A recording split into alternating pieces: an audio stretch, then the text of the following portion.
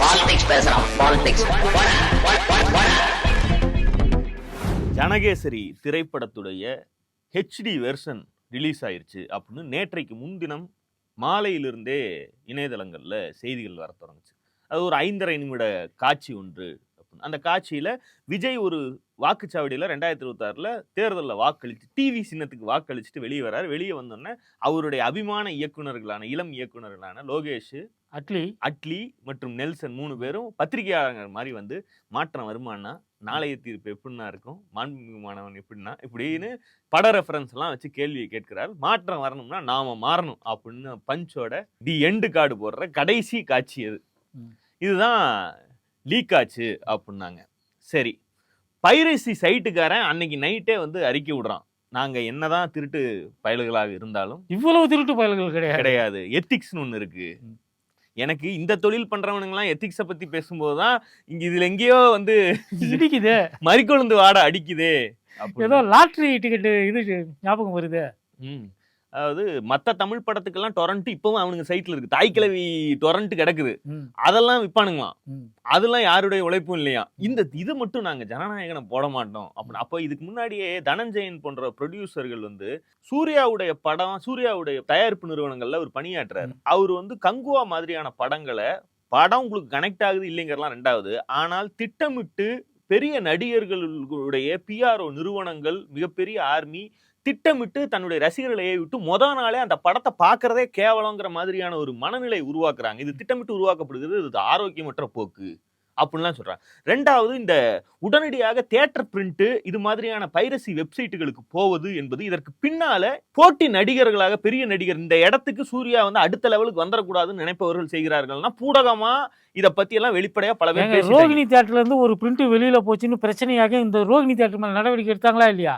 இன்னைக்கு அந்த Rohini theatre owner TV candidate. So இதெல்லாம் வந்து நம்ம பார்த்திருக்கோம்.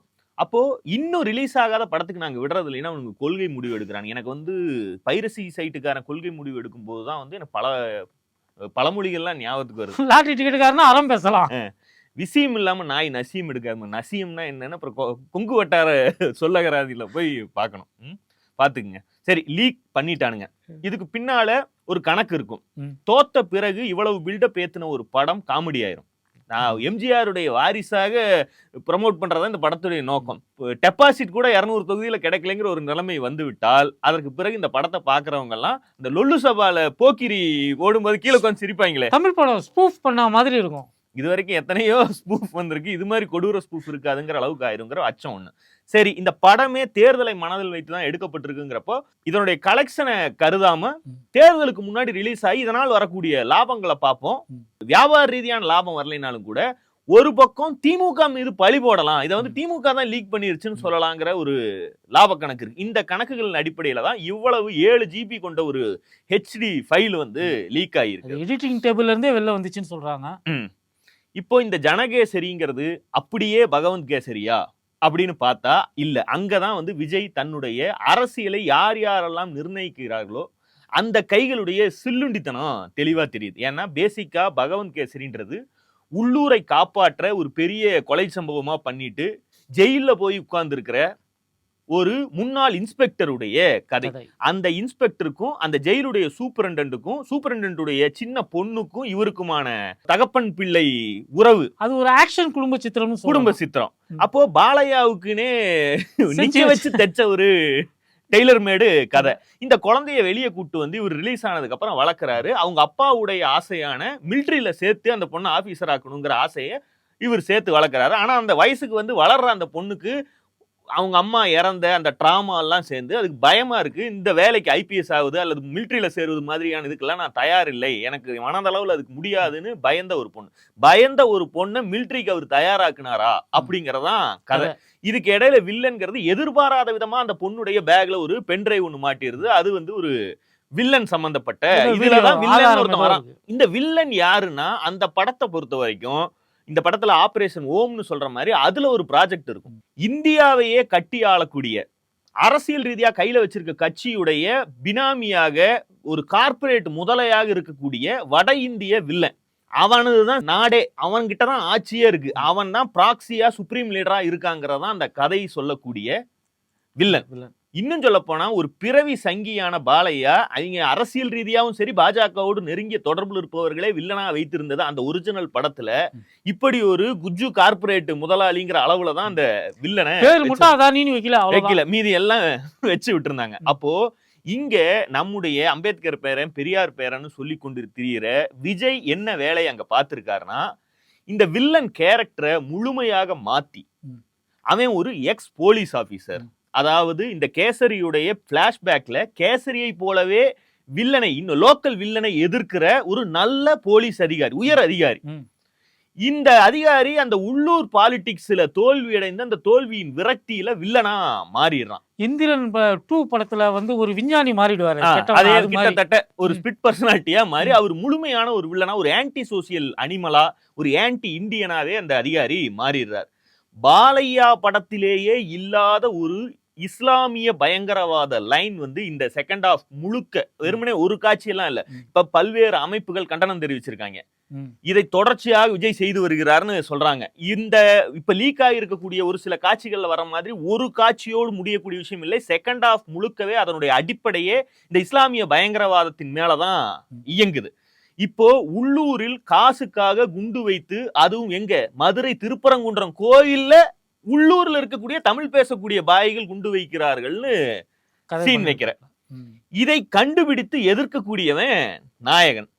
நாயகனை போலவே ஒன்றிய அரசும் மிலிட்டரி எல்லாம் அனுப்பி இந்த கும்பலை எல்லாம் எதிர்க்குது. அதாவது பாய்க குண்டு வைக்கிறாங்க, பின்னணியில் இருப்பது ஒரு பெரிய வில்லன். இந்த இரண்டு தரப்பையும் எதிர்க்கக்கூடிய இடத்துல ஒன்றிய அரசும் நம்ம ஜனகேசரியும் ஒரே புள்ளியில தான் இயங்குறாங்க. இதுதான் இந்த படத்துடைய செகண்ட் ஹாஃப். நான் மாத்தி பேசவோ திருச்சி பேசவோ, நீங்க படத்தையே வேணாலும் போய் பாருங்க, இந்த லைன் பகவன் கேசரியில கிடையாது. இப்படி ஒரு கான்செப்டே அந்த படத்துக்குள்ள கிடையாது. நீங்க கொண்டு வந்து வைக்கக்கூடிய இந்த காட்சிகளில் இருக்கக்கூடிய விஷமத்தனம் எவ்வளவு அல்பத்தனமானது, கேவலமானது. இன்னொன்னு, அப்புறம் இதுக்கு இந்த ஆள் வந்து தொப்பியை போட்டுக்கிட்டு போய் கஞ்சி குடிக்கணும்னு கேக்குறேன்.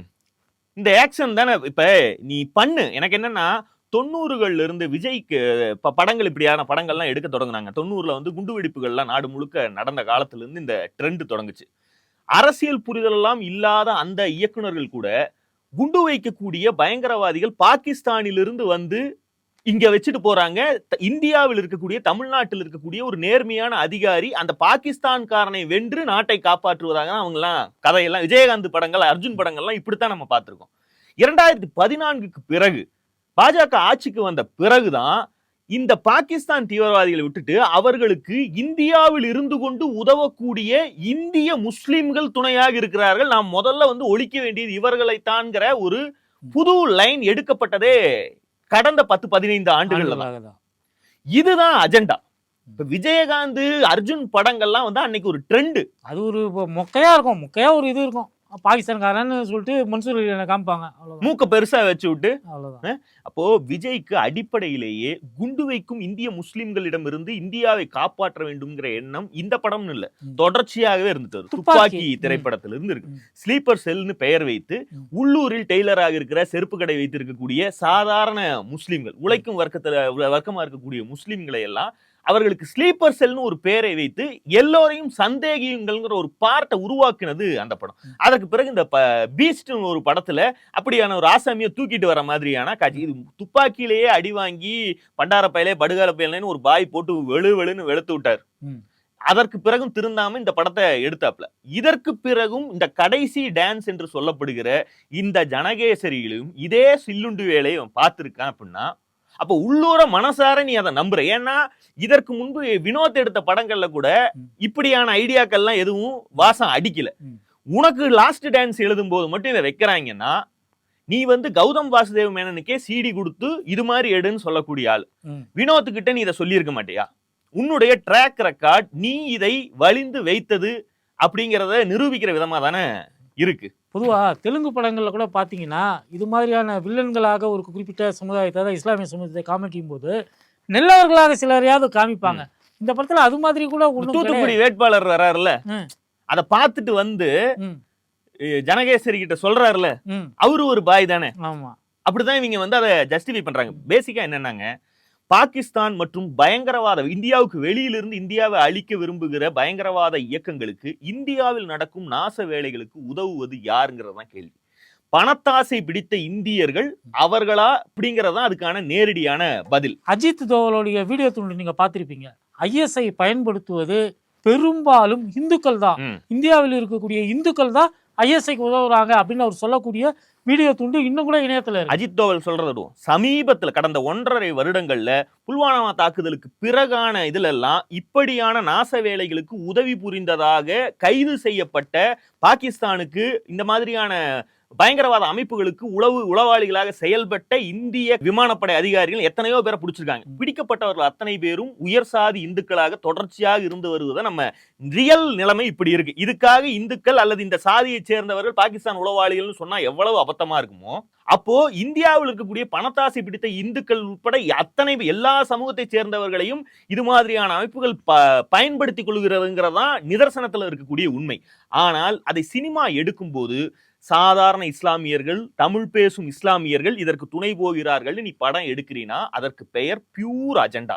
இவரை நம்பி ஒருத்தர் குல்லா போட்டுட்டு ஓட்டு வேற கேட்டு பேர் கூட நமக்கு வரமாட்டேன். முஸ்தபா டிவில எல்லாம் வருவாரு. முஸ்தபா இந்த சீன் எப்படி முடியுதுன்னா, குண்டெல்லாம் வச்சு தமிழ்நாட்டில் 3-4 இடங்கள்ல வெடிச்சிருது.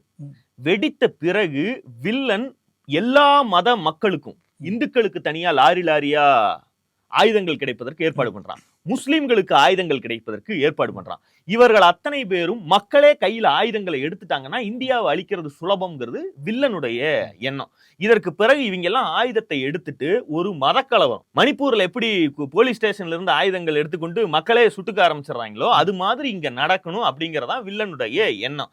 இந்த முஸ்லிம்களை அதுக்கப்புறம் இவங்க கோயிலை இடிக்கலாம் வான்னு முஸ்லிம்கள் கிளம்புவது போலவும், மசூதி இடிக்கலாம் வான்னு இந்துக்கள் கிளம்புவது போலவும் காட்சி வச்சு அங்கு முஸ்லிம்களே கோயிலை இடிக்க கூடாதுன்னு ஒரு தரப்பு தடுக்குது, வைஸ் வெர்சா மசூதி இடிக்க கூடாதுன்னு இந்துக்களே தடுக்கிற மாதிரி சங்கி அடையாளங்களோட அந்த இந்துக்கள் எல்லாம் வர மாதிரி ஒரு காட்சி வைக்கப்பட்டிருக்கு. அவங்க எல்லாம் காவி குடி எல்லாம் கட்டிட்டு வராங்க. இந்த தடுக்கிற காட்சியில இது தமிழ்நாடுடா, இங்க இந்த பருப்பெல்லாம் வேகாதுன்னு, இதுல இந்த கதையுடைய நாயகனான ஜனகேசரிக்கு ஒரு ரோலுமே இல்ல. தமிழ்நாடுடைய சோசியல் ஃபேப்ரிக்கு அப்படி ஒரு மதக்கலவரம் நடப்பதற்கு வாய்ப்பு இல்லைன்னு தடுத்துருதுன்னு இந்த படம் முடிஞ்சிருது. பல்ல காட்டிட்டு சிரிச்சுட்டு டே இது தமிழ்நாடுடா, தளபதி நாடுனான்னு இவரா சொல்லிட்டு போய் வில்லனை கொண்டுட்டு அந்த படத்தை முடிச்சிடறாரு. அதுக்கப்புறம் ஓட்டு போட போறாரு. நம்ம முதல்ல பேசணும் பாத்தீங்களா, அந்த கிரிஞ்சு சீனு வருது. சுபம். இவ்வளவுதான் படம். இப்போ பகவந்த் கேசரியை இப்படி ஒரு இந்துத்துவ பிரதியாக, இஸ்லாமியர்களை பயங்கரவாதிகளாக சித்தரிக்கும் பிரதியாக மாற்றக்கூடிய முடிவை எடுத்தது யார்? அதை தேர்தலுக்கு முன்பு நடத்தக்கூடிய இந்த லாஸ்ட் டான்ஸில் பயன்படுத்த வேண்டும்ங்கிற எண்ணம் விஜய்க்கு இருக்கிறது என்றால் இதுக்கான விளக்கத்தை விஜய் எப்ப சொல்லுவார்? இது இருக்கட்டுங்க. இதுல எனக்கு ஒரு சந்தேகம். இது முழுக்க ஒரு இந்துத்துவ படமா, இந்துத்துவ பிரதியா வந்திருக்கு. இந்த படத்தை சங்கிகள் தடுப்பதனுடைய நோக்கம் என்னங்கிறத எனக்கு புரியல. எனக்கு இப்பதான் ஒரு விஷயம் புரியுது. சென்சார் போர்டுல இதை பார்த்து ஒரு தரப்பு மனம் புண்படுதுன்னு தடுத்தாங்க. நம்ம எல்லாம் இது வரைக்கும் என்ன நினைச்சிட்டு இருந்தோம்?